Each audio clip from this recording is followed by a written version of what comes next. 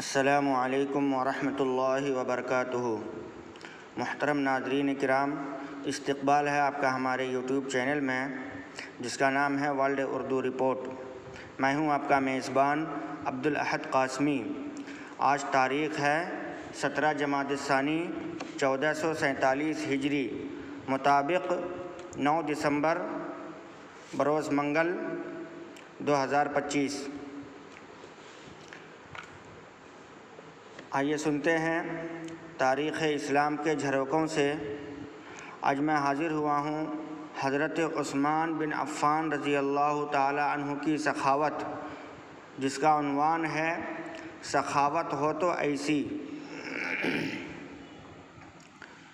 جب مسلمان ہجرت کر کے مدینہ منورہ پہنچے تو وہاں پینے کے صاف پانی کی بہت قلت تھی۔ اس وقت ایک یہودی کا بیر روما نامی کنواں تھا، جس کا پانی وہ مسلمانوں کو بہت مہنگے داموں میں فروخت کیا کرتا تھا۔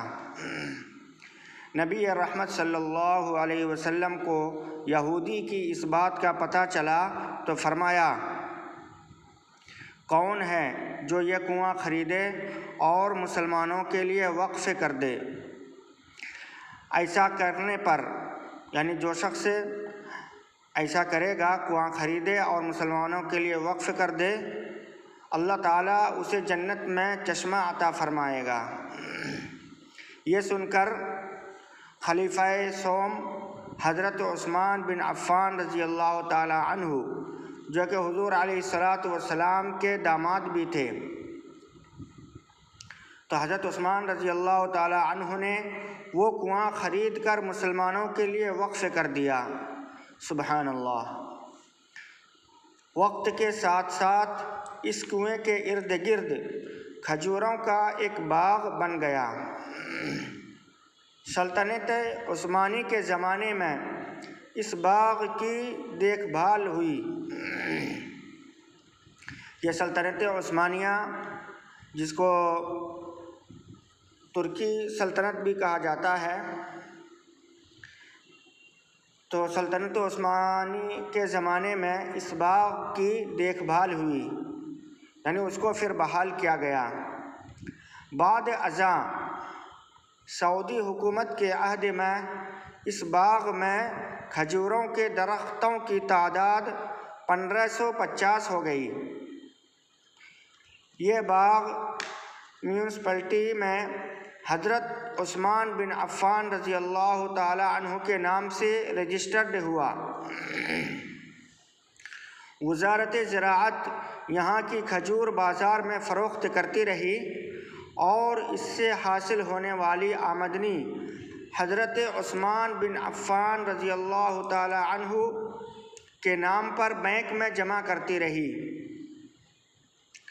یہاں تک کہ اس اکاؤنٹ میں اتنی رقم جمع ہو گئی کہ اس سے مدینہ منورہ کے ایک مرکزی علاقے میں ایک پلاٹ خریدا گیا، جہاں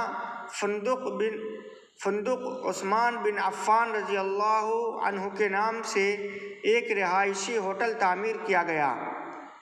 یہ ہوٹل، جیسا کہ آپ تصویر میں دیکھ رہے ہیں، یہ اسی واقعے سے متعلق یہ ہوٹل ہے، جس کو آپ تصویر میں دیکھ سکتے ہیں۔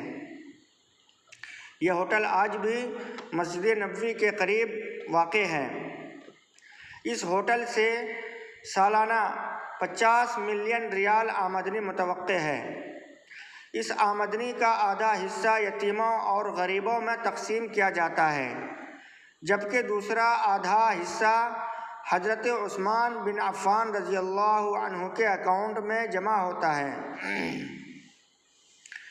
خلاصہ کلام یہ ہے کہ سعودی عرب کے ایک بینک میں خلیفہ سوم حضرت عثمان بن عفان رضی اللہ عنہ کا آج بھی کرنٹ اکاؤنٹ موجود ہے۔ مدینہ منورہ کی میونسپلٹی میں حضرت عثمان بن عفان رضی اللہ عنہ کے نام پر باقاعدہ جائیداد رجسٹرڈ ہے۔ آج بھی حضرت عثمان بن عفان رضی اللہ عنہ کے نام پر بجلی اور پانی کا بل آتا ہے اور مسجد نبوی شریف کے قریب ایک عالیشان ہوٹل ہے جس کا نام فندق عثمان بن عفان رضی اللہ عنہ ہے۔ علاوہ ازیں حضرت عثمان بن عفان رضی اللہ عنہ کی پرخلوص سخاوت کا سلسلہ قیامت تک جاری رہے گا انشاءاللہ۔ یہ وہ عظیم صدقہ جاریہ ہے جو حضرت عثمان بن عفان رضی اللہ عنہ کی دریا دلی اور نیک نیتی کا ایسا منہ بولتا ثبوت ہے جس سے موجودہ دور کے یتیم اور غربا بھی حصہ پاتے ہیں۔ سبحان اللہ۔ تو یہ تھی ایک مختصر جھلک حضرت عثمان بن عفان رضی اللہ عنہ کی سخاوت کا۔ اس کے علاوہ اور بھی بہت سارے واقعات ہیں، اور اللہ تبارک و تعالیٰ نے حضرت عثمان بن عفان رضی اللہ عنہ کو بہت زیادہ مال و دولت سے نوازا تھا۔ اسی وجہ سے حضور علیہ الصلاۃ والسلام نے حضرت عثمان کو عثمان غنی کا لقب عطا کیا، جو کہ آج بھی مشہور ہے، اور ہم اس کو حضرت عثمان غنی کے نام سے جانتے ہیں۔ اللہ تبارک و تعالی ہم لوگوں کو بھی حضرت عثمان جیسی سخاوت عطا فرما، اور غریبوں یتیموں کو سہارا دینے والا بنا۔ آپ کو یہ واقعہ کیسا لگا کمنٹ باکس میں ضرور بتائیں۔